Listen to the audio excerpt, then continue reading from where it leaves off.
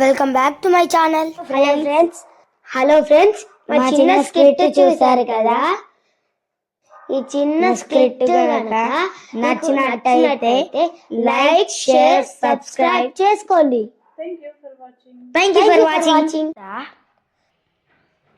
చెప్పండి తండ్రి గారు.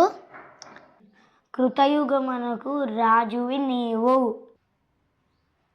ఎలా పరిపాలిస్తావు?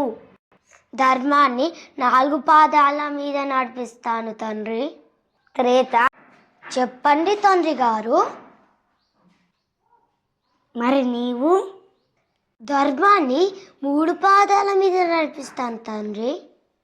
అధర్మాన్ని 1 పాదం మీద నడిపిస్తాను తండ్రి. ద్వాపర.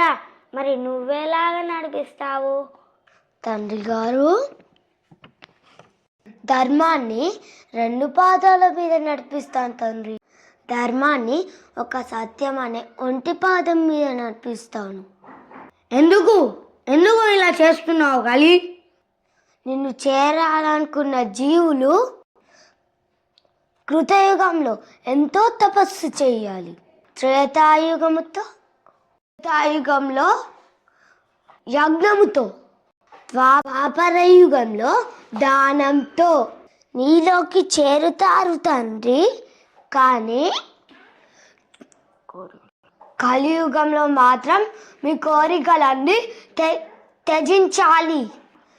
ఇదొక్కటే దారి, వేరే మార్గం కూడా లేదు.